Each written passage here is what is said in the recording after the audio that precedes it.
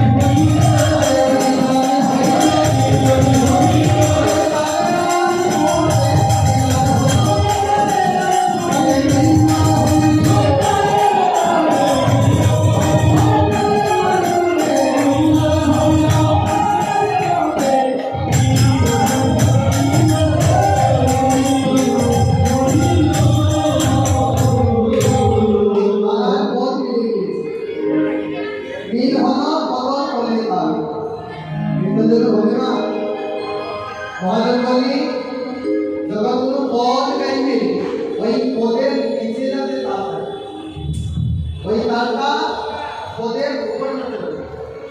যদি পদের উপরে তাল পেয়ে তাহলে পদটা শুনতে হবে। শঙ্খ করলাল ঘন্টা রঘু ভেল মিল হইল পদের তাল। এই তালের আর পদের মিল হয়েছে, মিল হয়েছে। এবার কি করছি, ভক্তগণ দেখছে আজ প্রভু কীর্তন করছে, তাই কেবল কি করছে, পদেই ধরার সঙ্গে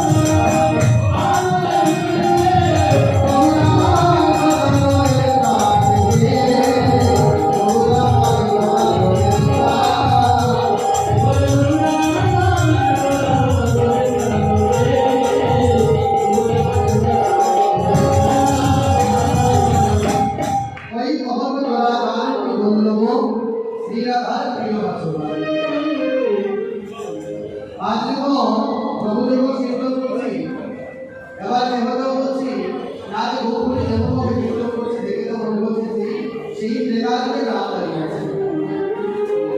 এখানে ত্রেতার ভক্ত ছিলেন, তারপরে ভক্ত ছিলেন, তারপরে ভক্ত ছিলেন। সত্য নেতার অপর এই তিন যুগের ভক্ত ছিলেন। যখন একজন বলছে না, কেউ বলছে গৌর, কেউ বলছে না সে বলছে দামনের কৃষ্ণ, কেউ বলছে সত্যের হরি। এই মহাজন বললেন তোমরা যে যেমন ভাবে তাকে ভজন করবে, তেমন ভাবে তুমি লাভ করতে পারে, তেমন ভাবেই তোমরা লাভ করতে পারবে। তাই বলে তার মনে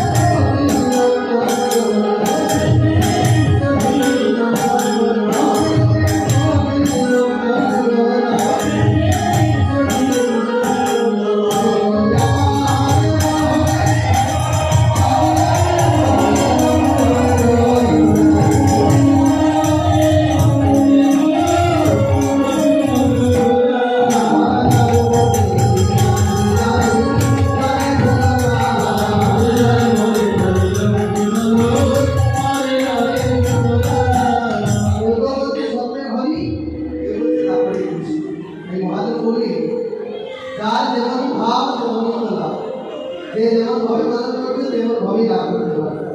এদিকে অদ্বৈত প্রভু আমার ১৪টি বছর অনাহারে অনিদ্রায় আমার গৌর হরি দিয়েছে। যে গৌর হরি একবার কৃপা করে তুমি এসো, এসে এই কলিযুগের দুর্দশা সাথে ভেঙে যায়। সেই অদ্বৈত প্রভু তুলসীর গঙ্গার দিনে ১৪টি বছর অনাহারে অনিদ্রায় গৌর হরি পাঠিয়েছে। গৌর হরিকে যখন দেখেছি, আজ অদ্বৈত প্রভুর মনের বাসনাটা পূর্ণ হয়ে যাবে। এদিকে প্রভু কীর্তন করছি, কীর্তন করতে করতে নিতান্ত প্রভুকে সঙ্গী করে অদ্বৈত বলে গেল। অদ্বৈত প্রভু যখন নিদ্রায় আছেন ভোরবেলা, নিদ্রাতে গোবিন্দ স্বপ্নে দেখালেন, শুনো অদ্বৈত, তুমি যে আমাকে ডাকছ, শুনো অদ্বৈত, আগামীকালকে তোমার নিয়ে আসছি। অদ্বৈত তোমার মনের বাসনা পূর্ণ করিতে আমি তোমার অঙ্গনে আসবো। তাই শুনো অদ্বৈত, তোমাকে বলি অদ্বৈত, তুমি এই অঙ্গনটা তোমার অঙ্গনে যে আসবো কীর্তন হবে, ওই অঙ্গনটা তুমি আলপনা দিয়ে সুন্দর করে সাজিয়ে দেবে। আর কি করবে জানো? অষ্টকোণা বেষ্টিত কুঞ্জ বানাবে, চতুর্ভুজ কুঞ্জ, আর ওই অষ্টটা কুটির মধ্যে অষ্ট কদলীযুক্ত তুমি আলপনা করবে। আর তখন জলসহ বলে আনবে। যখন এখানে কীর্তন শেষ হবে, ওই কদলীযুক্ত নিয়ে আবার চন্দ্র প্রবেশ করাতে আবার যদি তোমরা হয় আবার তার মধ্যে প্রার্থনা এটা করে এটা যদি আনেন তাহলে তাই বলছি অদ্বৈত প্রভু যখন স্বপ্নে দেখালে, ভোরবেলা যখন স্বপ্নে দেখলেন, এই জন্য আমরা অনেকে বলি না যে যদি ভোরবেলা স্বপ্ন দেখি সেই স্বপ্নটা স্বপ্ন হয়ে যায়। অদ্বৈত স্বপ্নে ওই আমরা এই সনাতন ধর্মে আমরা জন্ম হয়েছি, প্রায় সবাই আর দেখি যখন অনাদিরাদি গোবিন্দ ব্রজের কৃষ্ণ যখন কালঙ্ক পরিত্যাগ করে বহু হয়ে নদিয়ায় আসবে, সেই ভোরবেলা বিন্দু বলে রাধা কৃষ্ণ দুজন যখন একটি আসনে নিদ্রায় আসবে, ওই সময় রাধারানীকে স্বপ্নে দেখিয়েছিলেন, রাধে আমি তো ওই কালঙ্কে বেশিদিন থাকবো না, আমি কালঙ্কে পরিত্যাগ করে আমি বহু হয়ে নদিয়ায় আসবো। সেই ভোরবেলা স্বপ্ন দেখেছি। রাধারানী বলেছিলেন, প্রাণনাথ তুমি যদি নদিয়ার মাঝে চলে যাও তাহলে আমি বৃন্দাবনে কৃষ্ণ বিমলে রাধারানী প্রেম করে বাঁচব। তাই প্রভু আমি তোমার সঙ্গে যাব। রাধারানী বলছি, প্রভু আমি তোমার সঙ্গে যাব। গোবিন্দ বলছে, রাধে গো, আমি যদি নবদ্বীপে যাই কেন যাবো জানো? তোমার প্রেম ঋণ শুরু করবার জন্য আমি গোবিন্দের তোমার প্রেমের ঋণ শুরু করবার জন্য রাধে আমি নদিয়ার মাঝে যাবো, গিয়ে তোমায় বলবো। আর রাধারাধা বলে কাঁদে। রাধারানী বলছে, রাধা তুমি যদি নদিয়ার মাঝে চলে যাও তুমি আমাকে সঙ্গে চলে যাও। গোবিন্দ আমাকে তুমি সঙ্গে করে নিয়ে যাও। গোবিন্দ বলছে, রাধে তোমার প্রেমের ঋণ শুরু করবার জন্য যাবো। রাধারানী বলছে, রাধা তুমি যে নদিয়ার মাঝে যাবে, গিয়ে তুমি নদিয়ার মাঝে দুলাই গোলা করে দেবে, তোমার এই কবর মুক্তি দেওয়া হবে। তাই আমি তোমার সঙ্গে যদি যাই প্রভু, জানো প্রভু, রাধারানী বলছি, প্রভু আমি যদি নদিয়ায় তোমার সঙ্গে যাই, গোবিন্দ তুমি তাকে অবলম্বন করে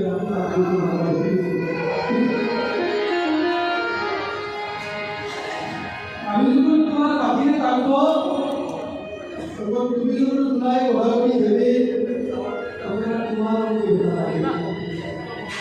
দেখুন রাধারানী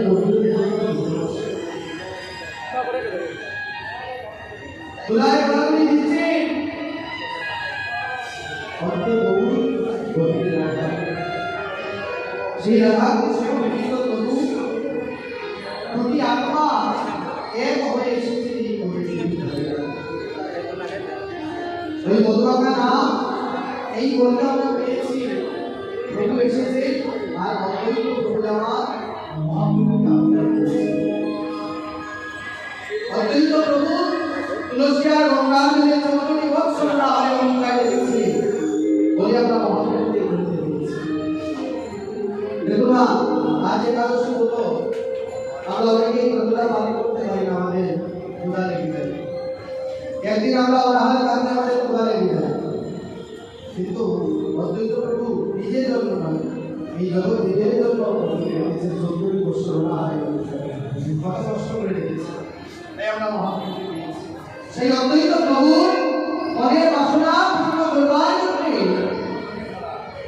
ভোরবেলা স্বপ্নে দেখালে যে অদ্বৈত আমি তোমার অঙ্গনে আসছি, তুমি আলপনা দিয়ে অঙ্গনে সাজাও, আলিপনা দাও রসিদা অঙ্গন